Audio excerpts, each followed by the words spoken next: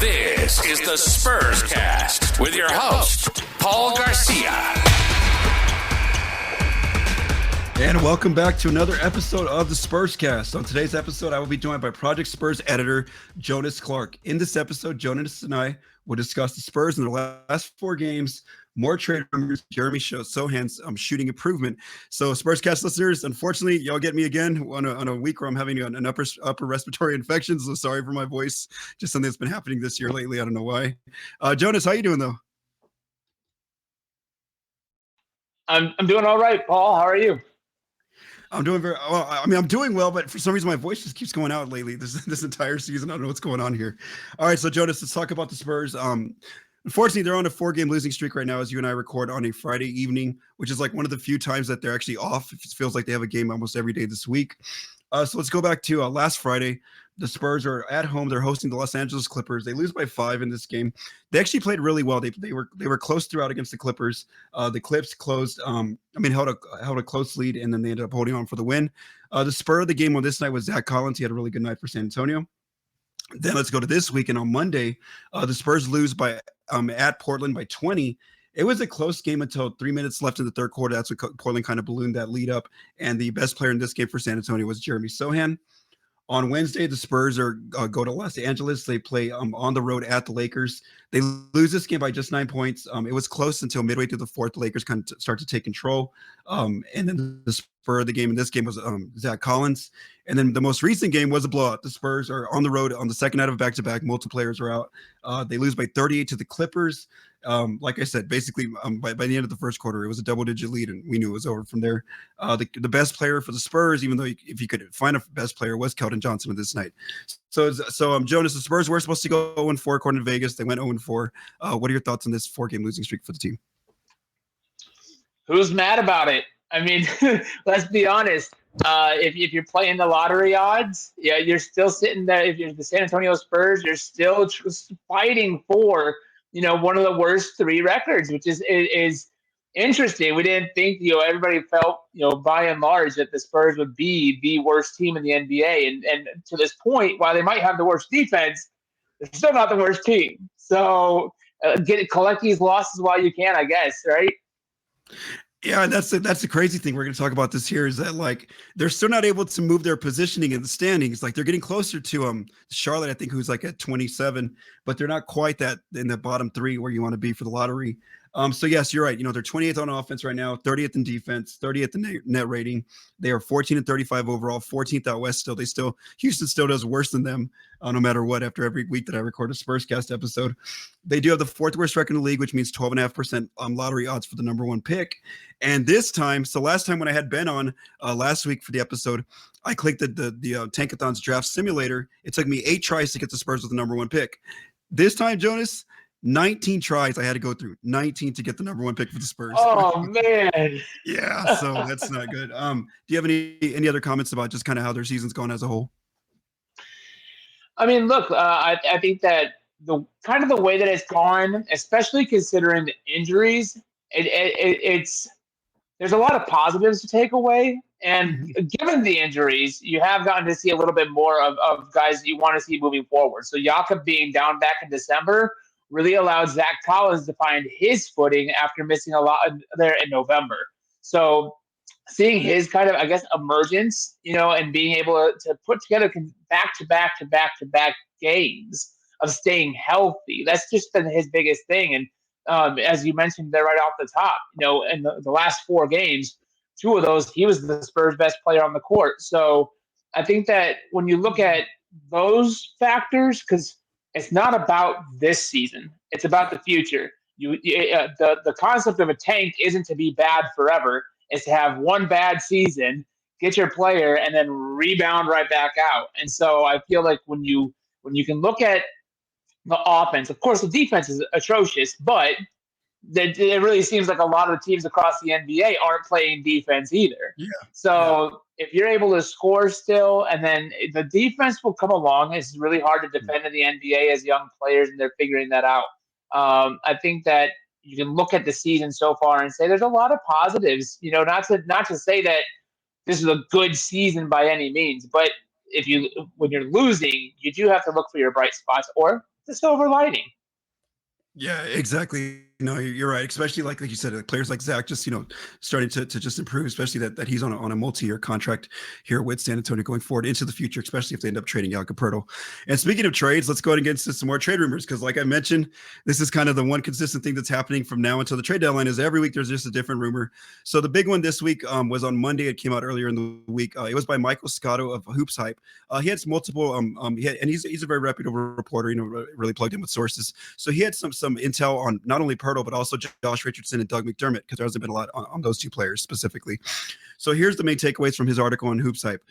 Michael Scotto says that for Poeltl, the asking price, of course, is what's been reported. That's 2 first-round picks that the Spurs want for him. So some multiple executives told Scotto that they think the Spurs will get 1, but not 2, just because of Poeltl's upcoming free agency status, where he can basically choose wherever he wants to go in the offseason. And I don't know if it was me and Ben or me and Joe or somebody, one of my prior guests, we've talked about that, how the Spurs don't have a lot of leverage there just because Jakob is a free agent. But the Spurs, of course, if they don't have to move Poeltl, because they can also work out an extension with him if they want to keep him long term, like they say, they're very interested in doing that. Well, that's always an option for the team. Now, there is a middle ground type deal that Spurs might explore. Could be like a first round pick, yes, for Poeltl, and maybe like a young, developing, solid young player. So that's a deal to look at, according to Scotto. As far as Doug McDermott, Scotto reports that the Spurs are seeking 1 or 2 second-round picks. Something that I mentioned before is that I don't think the Spurs are in any rush to move Doug McDermott. I feel like if there's not a good package for him, they don't have to, just because they have him under contract next season. Now, Josh Richardson, apparently they're looking for 1 second-round pick. Now, Josh is a player they might have to move just because they could lose him in the offseason. He's an unrestricted free agent. So if they want to get something for him, the best choice is to just check, even if there's a second-round pick for him. What are your thoughts, Jonas, on this article by Michael Scotto? Well, on Josh Richardson, starting with the last point there, I think that, especially, contract is already figured out.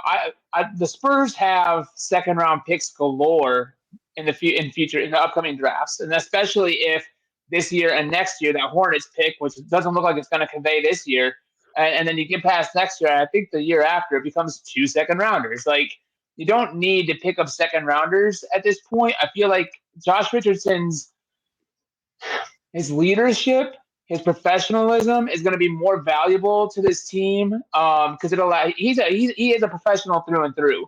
And I feel like when Pop brings some of the young guys to the bench and puts Josh in, he's able to use him as an example as what to do. And I think I'd like to see that, continue to happen throughout the rest of the season. I don't think that, again, mortgaging knowledge and education of the players is really going to be worth a second-round pick. And then I think it does right by him, too, for the fact of he's said multiple times he likes being in San Antonio. He's tweeted about it continuously.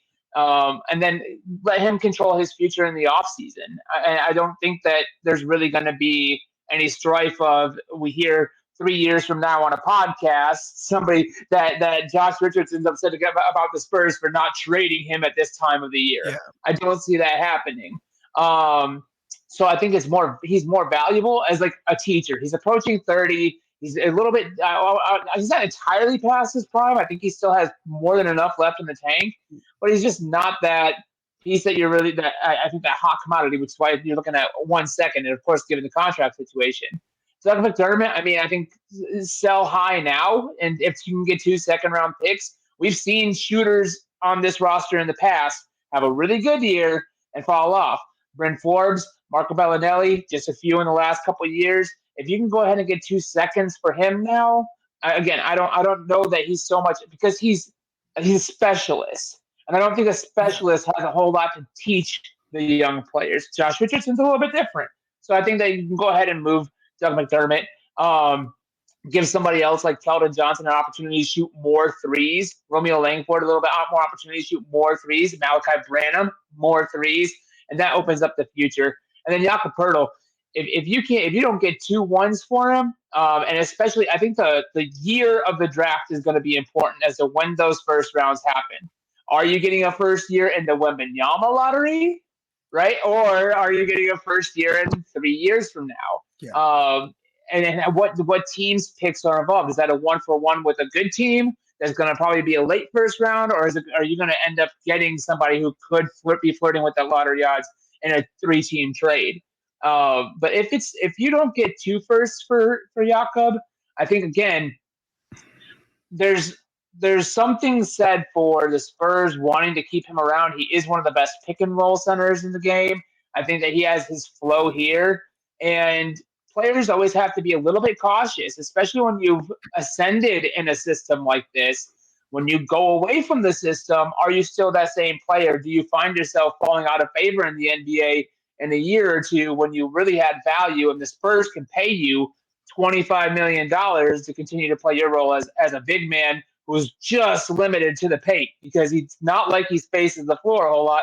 Again, pick and roll game, that's one thing, but he's not shooting. He's not even taking mid-range shots for the most part.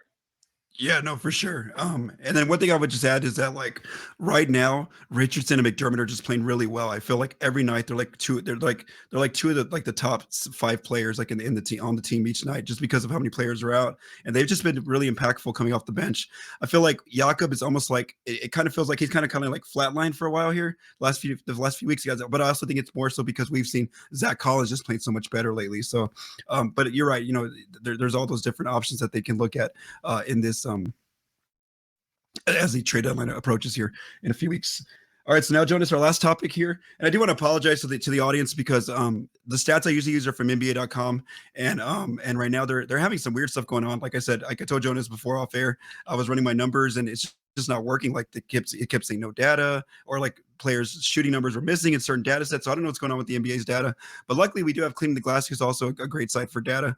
And so I'm going to use their numbers, Jonas, just to talk about this next topic, which is Jeremy Sochan's shooting improvement. So of course it's been noted multiple times now that he changed his shooting form back in December on right before that Rockets game on December 19th. So before that game on December 19th, let's look at his numbers. He was shooting 41% from the free throw line.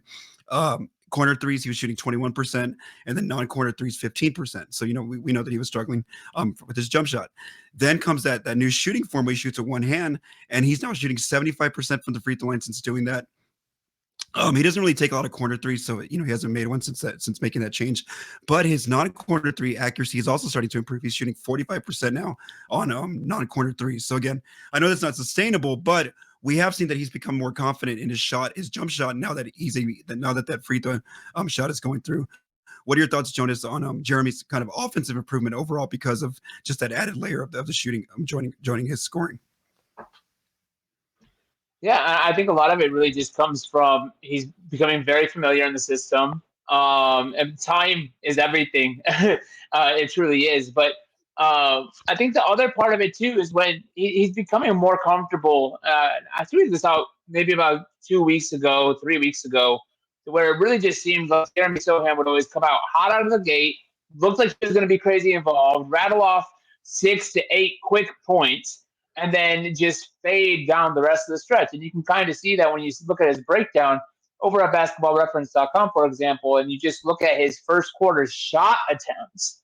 You know, it's 20 more than any other quarter. And then it just kind of tapers off from there. And by the fourth, he's non-existent. But I think that now Pop has his ear a little bit more about being a little bit more aggressive, and he's finding the flow.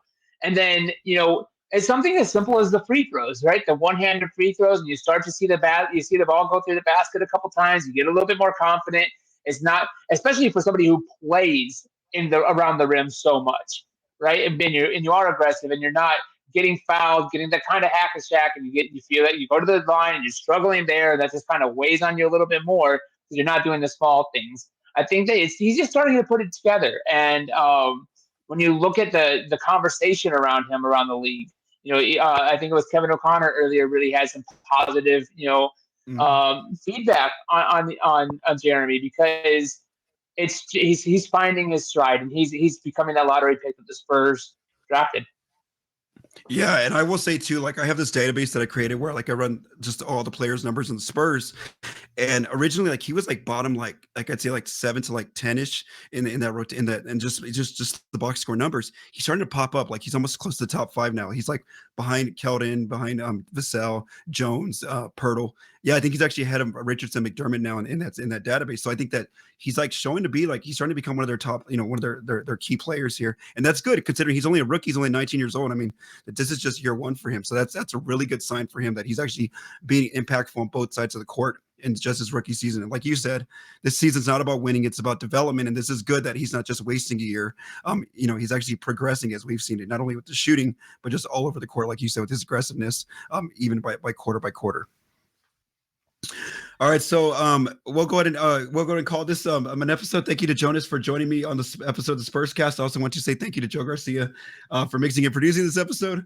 From all of us at Project Spurs, stay safe and have a great day. Again, those of you that listen to bear through this, thank you all, because I know that my voice, hopefully it'll come back soon. Thanks, Jonas.